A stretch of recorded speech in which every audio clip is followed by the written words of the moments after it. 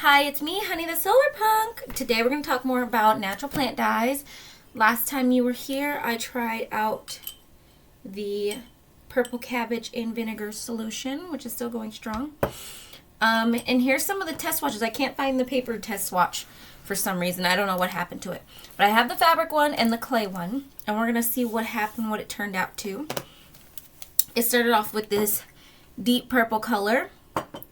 And as it is dried in like one that looks really interesting because I think it was exposed to some sunlight, changed color completely. So this one, if we can not have the brightest light ever, it's just because it's so, yeah, that's still bright as heck. I hope you can see it. This one is a light blue, a really light blue, like sky cloudy blue, if you can see it. And then this is the fabric piece. This was a white piece of fabric. You can see that it's got all different colors on it. And look, the tip. Let me turn this back off. I don't know what I'm doing with this thing. The tip that was exposed to light is like super, super blue. And then it fades back into purple. You can see how purple that is compared to this. Now, I put a little knot in this to see if we could get some tie-dye action. So, let me undo this knot and see if the particles are too small. It just went right through. Let's see. Oh, if I can get it undone. I need something to help me. Why am I so good at tying knots? Come on. Come on. Pause. Gotcha. All right, now I've undone it. Let me take a look. Okay, it's a little bit of tie-dye action. Let me put you down so then it's like not. You can see my really messy craft table.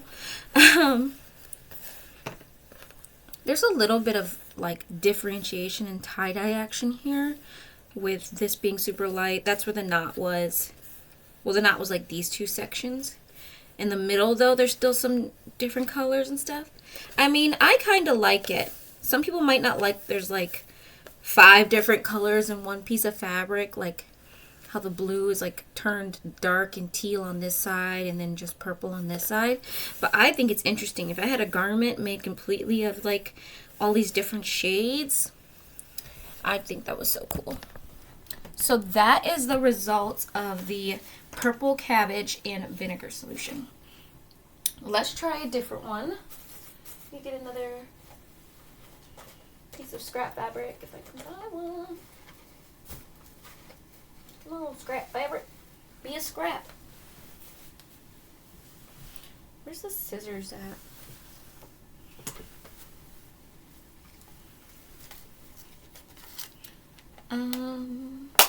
There we go.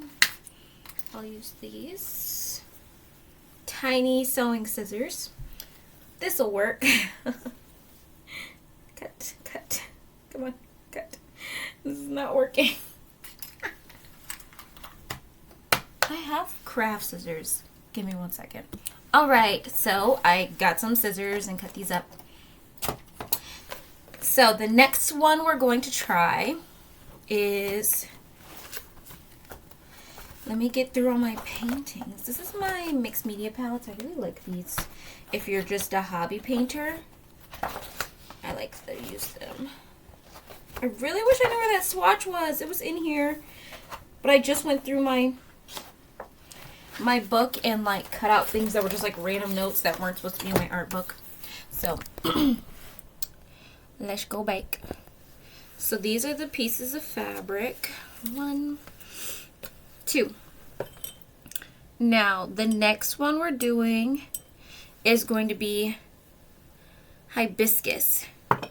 So let me get any of the cabbage juice out, and we're gonna dip into the hibiscus water, which has become very similar to the cabbage water but very pink. So I'm going to start painting that on. Oh, that's like, you see the redness, the pinkness in this versus the cabbage water swatch. Maybe I'll do another swatch of cabbage water. This is vinegar. Very pink, very pretty color. I really think about, I like to make DIY makeup. At least I did when I was a teenager. And I was really into the zero waste movement and like people making their own makeup and stuff. And so I really wonder if I could grind up hibiscus flowers into a powder and mix it with like an oil or a paste and make like a really nice like rouge or something. So there's that square, and then there's another layer on that side. Okay. Now I'm going to do the piece of fabric. So I'm going to use this piece of fabric. I think I soaked the last one. This one I'm just going to like, I mean, I guess I could just soak it, huh? So I'm going to tie another knot into it best I can to see if we can get some tie-dye action.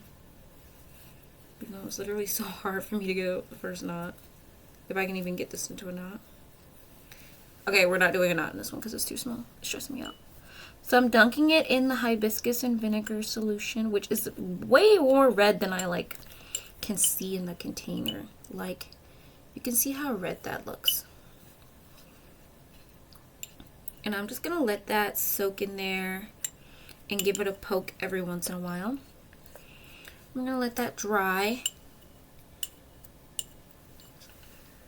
Let me do another swatch of the cabbage water on this side, so you can see the difference.